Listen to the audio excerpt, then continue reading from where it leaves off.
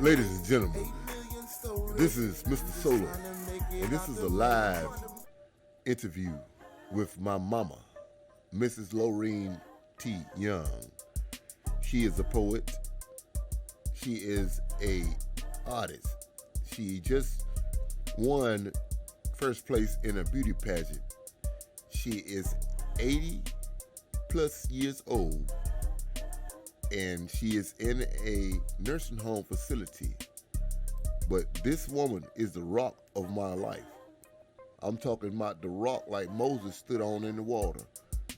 Can't nobody take it from me because, like I said, I'm real. And I'm real for a reason because I was raised by the real. We're going to get into this interview. Let's go. Came a long way. Well, you let up somebody. You came a long way. You know, when you walk through, you Yeah. walk. I say I'm baptized by the fire. Because Yeah, I put up a lot of stuff that I didn't have to. I did it for y'all and for me. I put most of it for y'all. Set a good example for your family, your children. Most of what I put up with it for. So I didn't have to put up with it, but I did it so that they all would know how we can survive. And I'll never forget how far we've come. Not on our own, because Jehovah brought us this far. I'll never forget. yeah, that one thing I can say is I ain't never been hungry. I might not have had what I wanted to eat, but I was never hungry. Right. I never was Right. starving. You know, I feel sorry for them folk, you know, who ain't got nothing to eat and, you know, and stuff like that there. And I pray for them every day. And I mean, it's people right here in this city that's sleeping on the ground right now in the cold. Right. And see, we knew how to provide. On a little, we knew how to.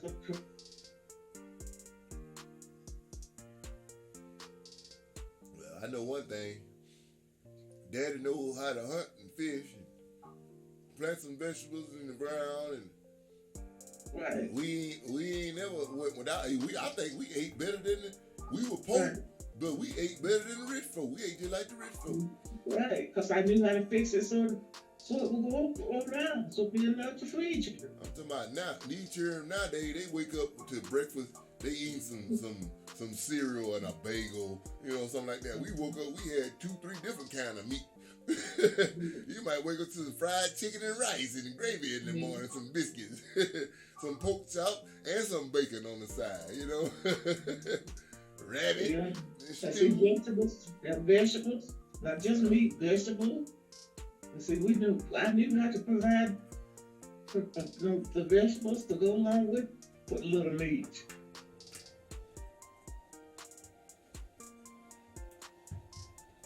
See, it was a matter of surviving, you know, and that's why I say I don't call myself a survivor. I'm a survivor.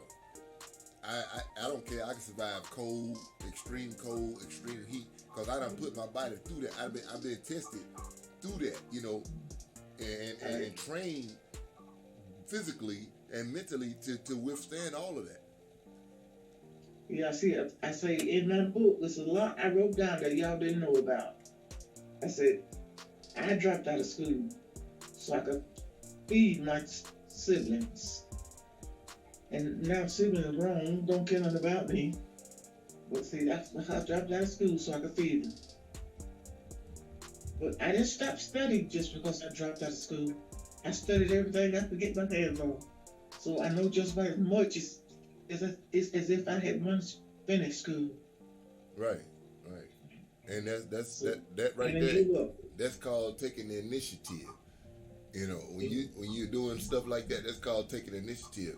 And a lot of people don't know how to do that. I didn't give up, see, just because I couldn't go to school. I didn't give up. And see, that's the reason nobody would believe me when I wrote that poem. I still have a letter that them people, they kept begging me to come to read that poem. And they told me how much they would pay me, who all was going to be there, all of the celebrities and things. that had got a hotel for me.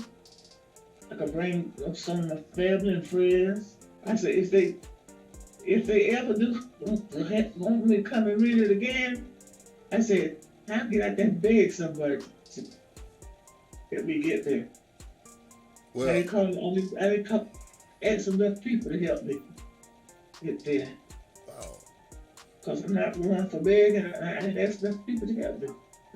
When I asked, they would finance me. So I could go. And I didn't want to go alone. You still have the poem? You still have the poem? They won't get kidnapped somewhere. Do you got a poem right now? I got the letter and the poem. You want to read the poem right now? I want to read it. You want to read it to me? Yeah, I had to get somebody to hand it to me. Oh, okay. Well. Oh, I read it. So soon I get somebody to hand it to me. Can you can hand it to me. Can you think of a poem off the top of the head? We're both crippled. I know. I'm saying, can you just think of a poem off the top of the head that you memorized? This one is Lonely Though Not Alone. That's the title of it. Okay. Lonely Though Not Alone. And you can be in a crowd of people. With a crowd of people. You can still be lonely. Because nobody pays you any attention or have anything to do with you. And that was the reason for writing that poem. I wrote another one called Me. You can walk in the room. Nobody knows you. They don't know your name either. But they have gave you their opinion of you without even knowing you. They don't form an opinion of you. What you are to them, what they think you are, without even knowing you. And so that's the reason for writing the other side of me. Right, I understand. I can relate. I can really relate. Yeah, because I've been through stuff like that. All my life. That's the story of my life. All from young. I didn't have a childhood life. I really a teenage life, because I had to go to work. I didn't have no teenage life at all. But I know what I went through, and I can write it down what I went through, but how I came through. I want you to listen to this one right here. One I wrote in 2018. It's called "The Race of Life." Now you want a copy of one that you get collection? Yeah, I sure do. Huh? I sure do. Okay, I'll send you one. Well, let me read this to you. The one I wrote in 2018. I have more than one copy, so I'll send you one. Mama. Huh? Let me read this poem to you. Okay. It's called "The Race of Life." Okay. I wrote it in 2018 when I was in prison. It says, "As I run the race of life in this wicked system, I am faced with sudden opposition of trials and persecutions. That's when I take up my shield of faith, holding it before me as I walk forward through the fire. Next, I continue along toward the goal, but I'm abruptly faced with non-believers, wickedness, and blasphemers. I pull out my sword of the Spirit and hack them to pieces and move on toward the goal. Then out of nowhere, I see troubled waters arise in my path. Then I tighten the laces of the good news of peace that shod my feet, and I walk across those troubled waters. Suddenly, I am engulfed by winds of evil that attempt to blow my garments off my body, but I tighten the belt of truth around my waist and brave the storm.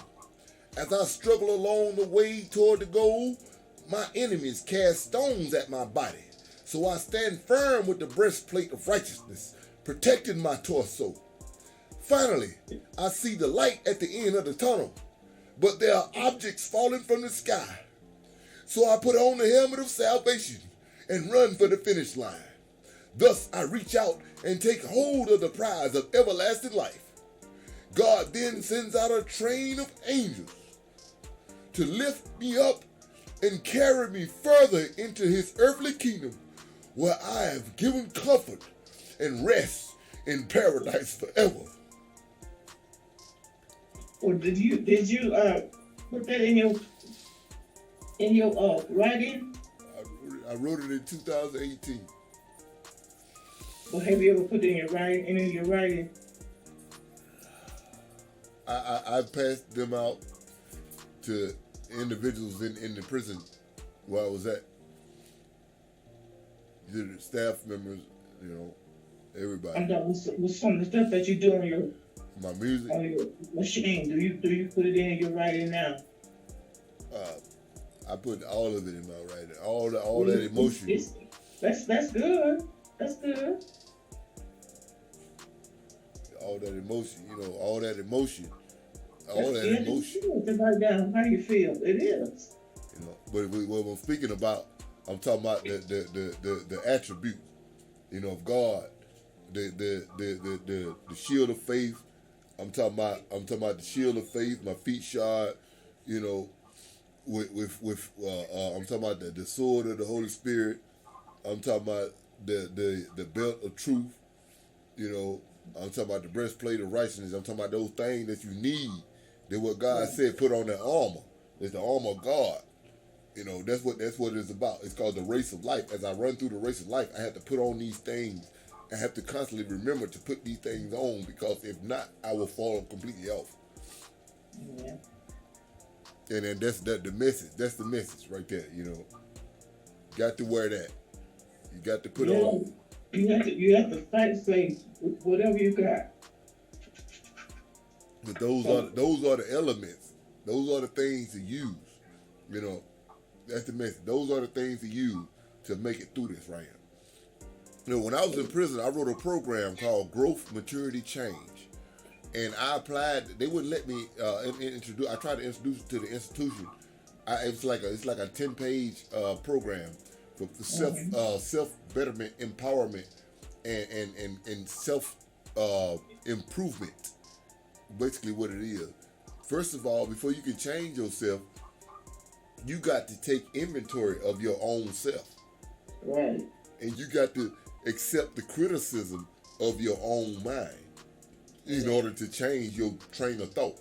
If you steady stuck on that train of thought, and then you letting that train of thought that popping you into action, pow, immediately. Soon as you feel some kind of way, as soon as the situation popping, you pow. No, that's not the way to go.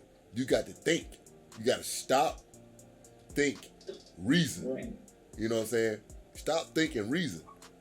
Mm-hmm. And that's how I changed myself. They didn't apply this program in the prison. I applied it. I made my own program.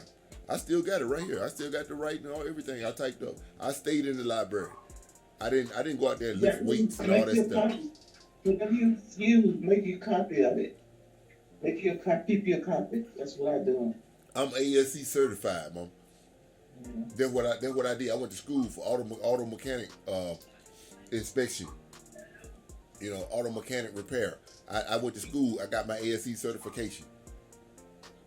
Even though I don't work on no cars, but hey, I did it. Right. And it's Ohio accredited. To the Ohio Department of Education. It's Ohio accredited. They can't take that. They can't take that from me. They can't say I was in there acting like a goon, walking around my drawer, hanging out. I quoted part of my book to a lawyer downtown out there. I don't even remember what I wanted the lawyer's office for now, but I quoted a part of my book to him, and I said it would be the bestseller. He said, "I buy it." I'm very, very well versed in the law. Like you can't come to me with no stuff about the law. I wrote a thing that we had to do a book report when I was in school, and I wrote about Job. My thing was about Job. Okay. And You know, and mine, you know, it's saying that Satan argued that Job, if tested severely, would surely curse God to his very face. Since God knew that Job was a faithful man, he allowed Satan to proceed so that Job's love for God, or lack of it, would be clearly shown. See, Satan soon tested Job in a number of ways. Some of his animals were stolen, and others were killed. Most of his servants were slaughtered, and his 10 children were killed in a storm. Through all of this, Job did not curse God or accuse God of doing anything wrong. See, and I even drew the picture. They had.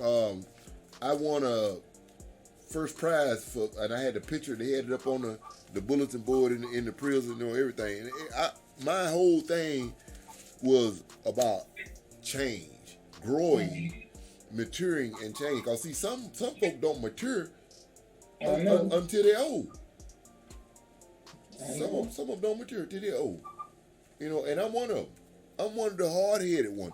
I'm one of the hard-headed knuckleheads who was out there in the street, you know, not necessarily by choice, but I had to get it somewhere. You know, and that's where I ended up at. I had to live somewhere.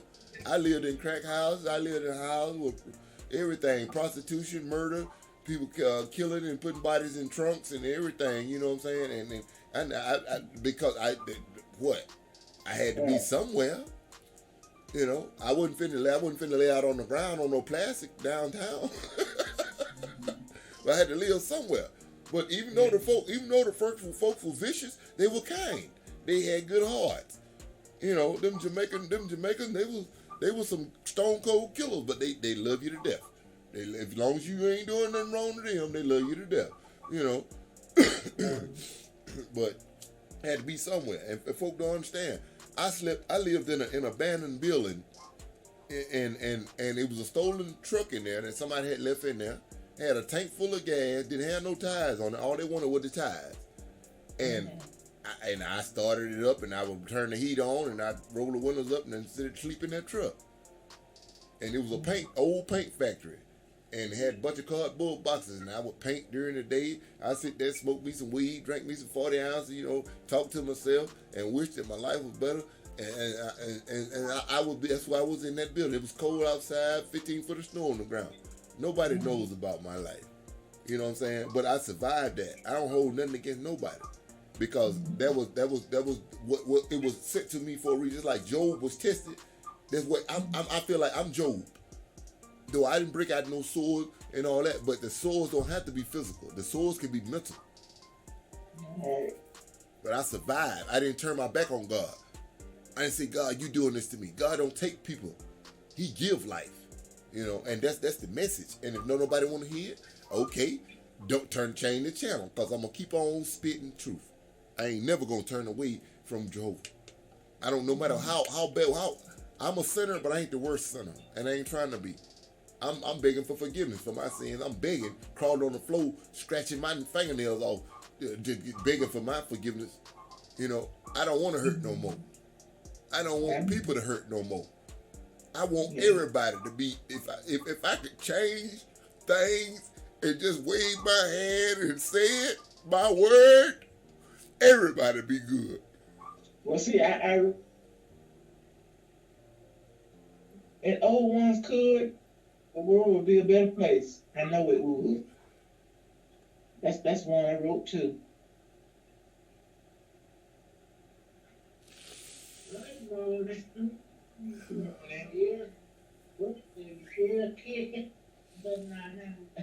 the message is love, peace, and stay strong. Keep your head up. Because we always know, no matter what we go through, God got our back. He got our back. As long as we ask for forgiveness, He'll give it to us. All right, I love you, and I will talk to you soon. Okay, love you too.